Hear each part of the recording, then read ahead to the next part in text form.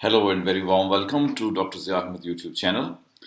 Today I'm planning to record a video on the drama The Domestic Crusader by Wajahat.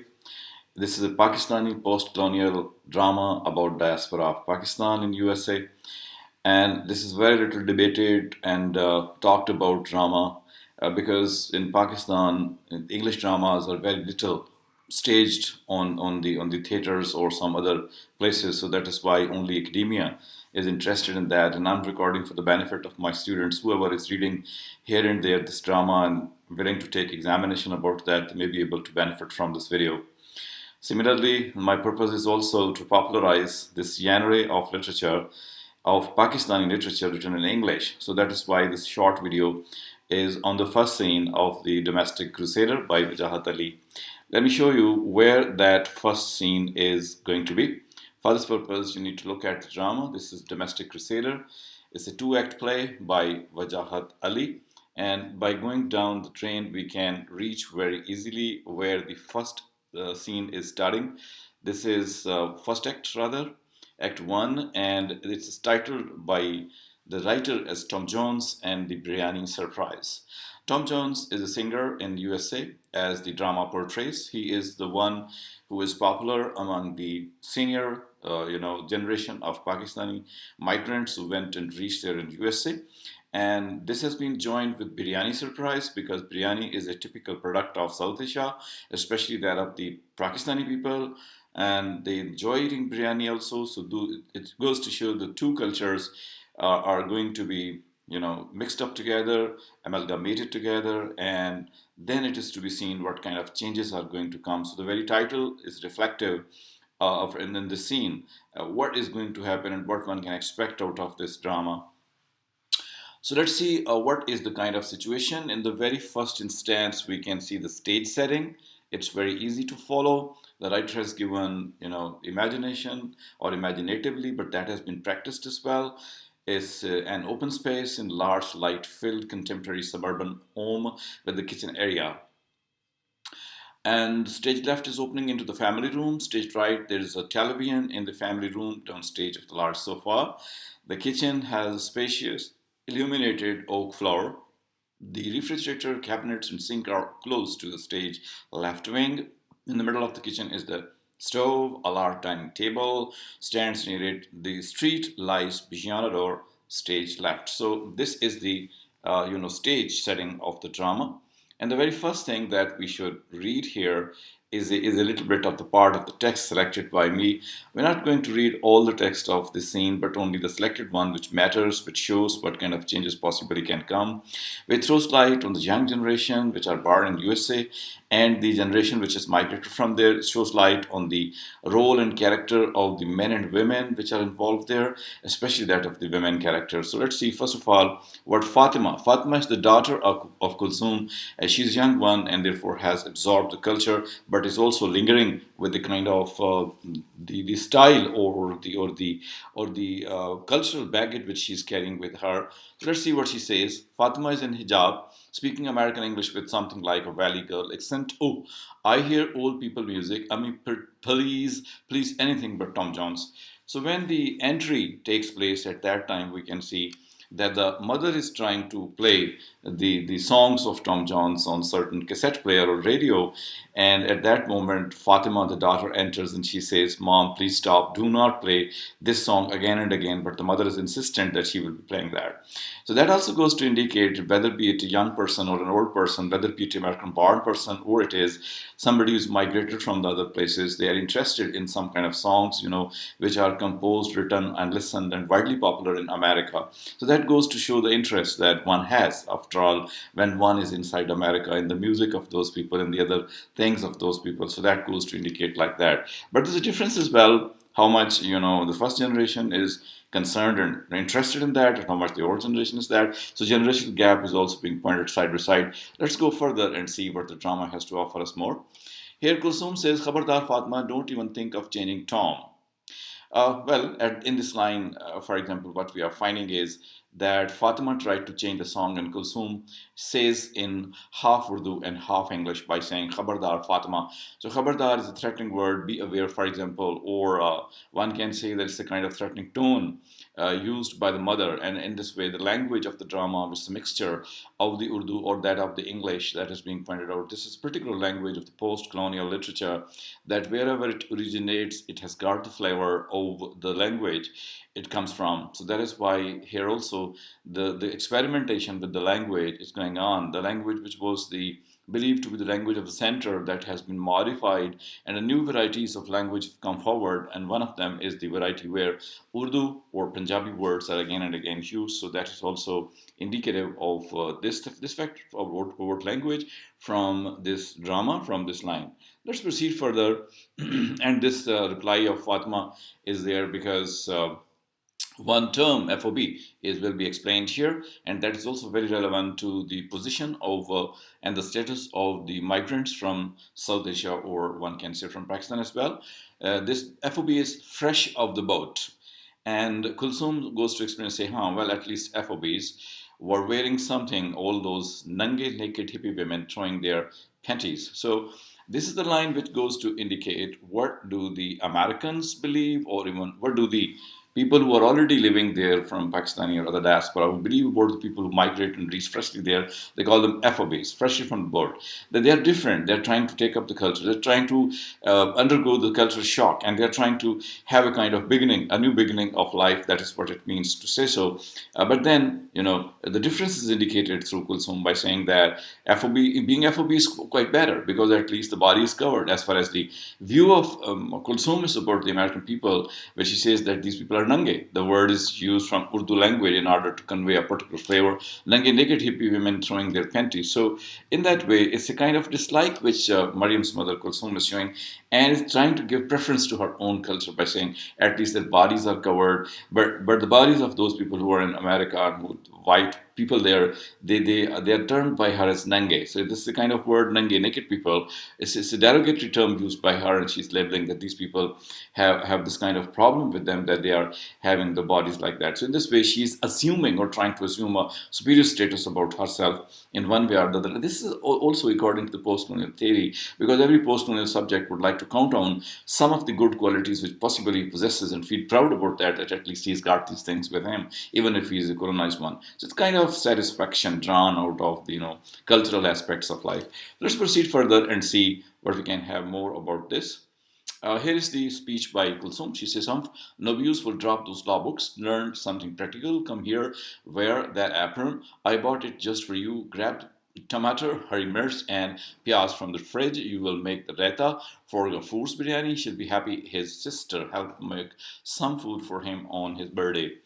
So that paragraph is very significant. Again, two, three more things are important here. For example, Kulsum, the mother of Fatma, says, drop these books and just learn the cooking there in the kitchen. So that is again reflective of the attitude that we normally have towards our daughters, girls, and women, that we don't want them to undergo studies. And yes, we want them to study, but we don't want them to involve in such a way that they shouldn't know anything about their other kind of responsibilities which possibly the Eastern or Asian culture assigns to them, that is like cooking.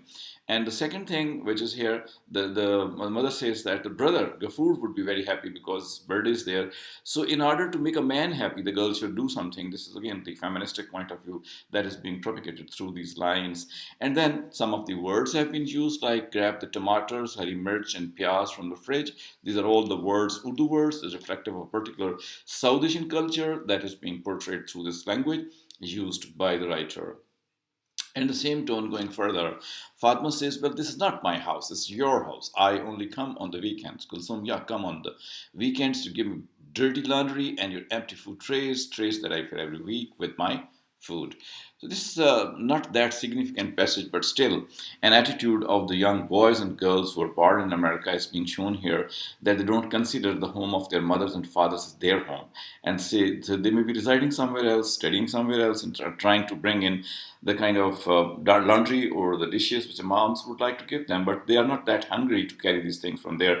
They would benefit from the houses of their parents, but not claim to be the house of their house especially. So as an individual, the girl Fatima is adopting the American culture where every young man and woman have to make their own home, have to shift there, have to make their own family, and have to depend very little on the parents. So that is the impact that the young girl Fatima is getting out of all that American culture. So this is what the writer is trying to convey to us, that there will be the kind of hybridity. Partially Fatima is Asian, Pakistani, and partly she is appearing to be adopting the cultural aspects there. More, let's proceed further for exploring more things. For example, here, Fatima says, yes, I can manage that, not really doing as her mother requests, as it will be through the day. Sorry if some of us have other things to do in life besides learning how to cook desi food on me. Sorry if learning to cook for my future husband isn't my number one priority. Sorry if I'm not well trained Muslim desi housewife material. This speech of Fatima also goes to reflect the feministic point of view that a woman has to train herself for herself, not for the man whom she's going to marry. So, according to the Asian people, the biggest achievement of a girl is to win successfully the benefit and the love of the husband through cooking, for example. And Fatima is refusing all that. It's again the cultural impact on her, and she wouldn't like to go through that, and she wouldn't like to adopt this kind of thing. So that is why one can say that it's again cultural difference and acculturation which is happening in case of Fatima. Kulsum says again, Beti, you are young and headstrong, like your father. It has nothing to do with being a trained Muslim, Desi housewife. Inshallah, you should learn that the way to please a man and a family is through gentleness and good food. Treating your husband with respect doesn't make you a slave. I shall tell you a secret all the wise women know. Feed your man well with good food every night, and he shall never chase after another woman. Also, you won't mind if you gain the pound here and there. Now, this paragraph again throws a feministic kind of light on the text and on the understanding of the text. For example, the mother is explaining, especially with reference to the Asian point of view, that a woman has to please her man by cooking good food, and in this way, she will not only win the heart of the man, but also she will be able to, get a certain type of facility on man, and she will be able to get a power around her if she is doing so. But on the other hand, the contrasting situations in the case of Fatima, she would like to gain strength in her character individually and not for the sake of her husband, and she would like to win her husband by other means other than cooking for him. So instead of being a Desi housewife, as the text goes to portray, she would like to become an individual who's well equipped, well trained, and is able to survive in this world. So that is going to be one of the differences that the drama goes to highlight between the two women. Contrastingly enough, both are women, of course, but they are having different attitude towards life, and this goes under the arena and ambit of feministic point of view of the writer. Let's go further and see what more things we can find. For example, red words are here. Fatima Ami, for the last time, I really don't care what men like. Muslim men are like boorish, sexually frustrated, hardy juveniles. Plus, we all know they don't like a good Muslim girl who can't cook. All these FOB guys want is, in one breath, good Muslim girl with light skin tone and MD degree, long hair, stunning looks, among other assets, and who must cook like their mother. Life doesn't revolve around marriage. Tell that to your gossipy auntie squad, please. Tell them that on top of what they and Allah knows who else has already heard of you. My only Beti, 24 years old, still single, no proposal from anyone. Instead of attending her last school classes, goes to these rallies. Once again, a nice girl. One such nice girl now wearing hijab, giving controversial speeches, getting arrested at the university protest, going out on the town with blacks. So the point of view again is being reflected with respect to the marriage and the attitude of the boys, Pakistani boys or the Asian boys towards the girls, because Fatima wants to prove that the Asian boys are not that good, responsible boys. They are just boorish, according to her. They're horny, they're sexual. They look at the girl not as a person, but as a sexual being. So that is why she defines also in her speech what kind of girl they like. For example, she should be light in tone and in color. I mean, whitish, brownish, or then she should have good body. And that's what the boys want. She could be good cook as well. So these are some of the characteristics they want. And this is the attitude of all of almost the people who are out of Pakistani Asian culture.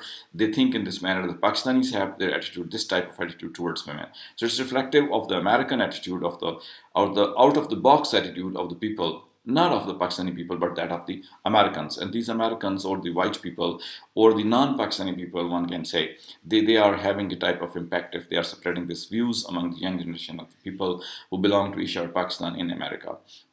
And in return, mother says that my daughter is now, more than 20 and 20, 24 rather, she says, and is, having no rishta at all. So that goes to reflect again the attitude of a mother towards the daughter, especially the mother in Asia. And this is reflective of the mothers in the Elizabethan age, and after that in the beginning of Romantic age, as well as reflected in the novel Jane Austen's novel Pride and Prejudice, that the only sole purpose of life of the mom was to get her daughters married as soon as possible, and finding out suitable, bachelors or suitable husband for them. And definitely by suitable, she means very much cultured and very rich people. So this was the attitude at that time. But the European and American societies have evolved since that time. But this is not the problem that the girl has. It's the biggest problem in her life. This is the side issue. But the main issue is to develop a girl according to her, whatever individual she wants to become, whatever role she wants to play in the society, or whatever she wants to do there. So these are the kind of targets and demands of a girl, instead of becoming the wife of a man who would be pleased with her body and would be pleased with her skills of cooking food. That's opposite to that. So again and again, the first scene of this drama represents two controversial points of views which the diaspora have to face regarding the society, culture, daughters, boys, and everything like that. So therefore, this drama is really reflective of the attitude of people towards diaspora and what kind of changes occur in these people when they are there in America and residing there. Let's go further and try to see what more this scene has for us as a drama. For example, here, Salu, that is the boy, that the brother of Fatima, he comes in and he also speaks out when he is asked. Fatima is, not behaving properly towards him, and Sal or says, and no one cooks biryani and tandoori chicken like me, Amijan. Plus, American girls can't get along with the mother-in-law clash of civilization, can't move back to the house due to the conflict of the interest. Well, you should, he misses you, well, etc., etc. So the boys also have the same kind of problem as the girl Fatima is facing.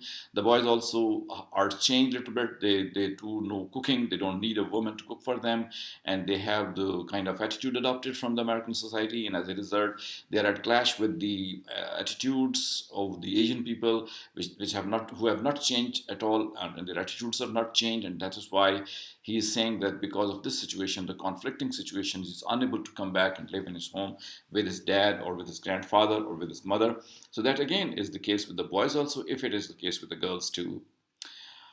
Well, going further down into the closing of this scene, let's have a little bit of discussion more. Fatma says, yes, your people, you should be there with me and with my sister, who, by the way, are known as muhajabas, and should be respected because they have the modesty to cover themselves in order to keep away from Studio 54 rejects like you.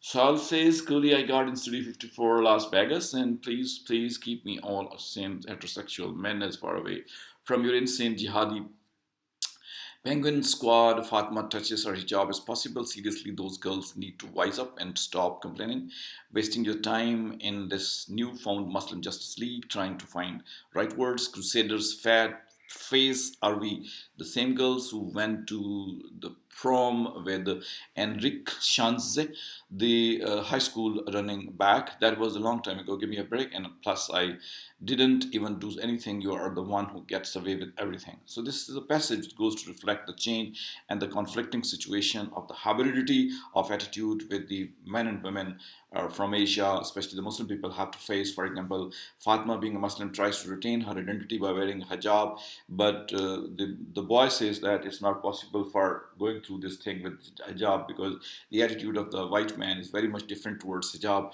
And so there is the development on the one side, change is on the one side. On the other side, there is the going back to the roots and celebration of the culture from where one belongs, but difficult to do so. That's why there's a political situation as well that has been referred to in this part of the drama. And that situation makes it a conflicting drama. This conflict is inside and is trying to give disturbance to the identity of the people who are living there as diaspora. Let's go further and see what more we have here. Typical Muslim America for everything. Wine, wine, wine. Nag, nag, nag. Listen up. Hajibi or hijabi of men, people are still dying just like that. Always have and just like they will always. Enjoy it while you can. Sis, it's all going to hell soon enough. Well, I guess some of us don't have the privilege of being content with our apathy. Why don't you lecture your feminazi fundo sisters about spending all their carefree time? So this is again the conflicting attitude reflected in case of Fatima. Fatima is partially changed, not 100% changed, but the boy is 100% adapted of the culture of American people, and that's why he is blaming and accusing the Pakistani people that they all the time say, okay, America is responsible for everything, and that's the attitude reflected that we have here in Pakistan. And in the same way, there's a kind of criticism on feminazi fundo sisters, which possibly are the companions, friends of Fatima, and he's criticizing these two as well. So a 100% changed boy is reflective of the kind of attitude the American people have towards the Pakistanis and Pakistanis have towards Americans. Fatima, being a girl, is more reserved in her character, and that's why she's got something of her native character, of her indigenous character she's carrying with her. So women are there to retain cultural aspect up to some extent in the post-colonial theory as well. Men are not, as is reflected from the attitude of Sal. Kulsum says, Chup enough acting like Junglis, I don't want to hear it. And Fatima, be obedient to your older brother. So the mother tries to wind up the whole issue by stopping them from speaking. And Salu all the time says that you take side. Mother takes sides of Fatima, and Fatima says that mother takes sides of Sal. So in that way, a number of things keep on happening. That's not important because this is the way the boys and the girls would fight with each other at even in Pakistani homes, they would fight with each other and try to make their importance before the people. And in the same way, the drama continues, and is a kind of call they want to make for the father or the grandfather to come down for food. And each one is putting on the other that they should go and call these people down. And so these words are there to call these people down for the sake of food. That's what the first scene is going to reflect. The second scene will be recorded in some next videos. Therefore, what we have got out of this is what to be summarized this moment that we have in this scene characters like Kulsum, Fatima, and Sal. Suleiman, possibly, or Salman, this is the real name. These three characters are talking to each other. There's three steps and stages as well. For example, Kulsum is the representative of Asian culture, and she's very little influenced by that because she's senior and migrated from there. And Fatima is the partial representative of both sides, of that of Pakistani side and then that of the American side. But she's bold, daring, and is not willing to compromise so easily and not willing to obey the dictates of the people so willingly or so easily. And the third stage is that of the boy who is totally 100% acculturated, he's forgot his culture and is trying to adopt the culture of the master, that's the white man, that of the Americans, while he's living there. So these are some of the changes that occur in the attitude, behaviors, styles of life of the American people, of the diaspora in America, and how they cope with that. These changes are difficult to make, so definitely coping with that is also an issue. This is what the drama goes to reflect, and truly the kind of situation of real life possibilities that has been depicted by Wajahat Ali. So the drama carries a number of interest as far as the character of Fatma and Kulsum are concerned and the cultural aspects are concerned. So let's see further what happens in the next coming scene. I hope that some of the understanding has taken place. So if you like it, do not fail to hit the like button or subscribe button and comment also if there is something I shall be trying to answer it well. So hope to see you in some next video. Till that time, keep happy, keep satisfied, and keep enjoying your life as well. Thank you for watching.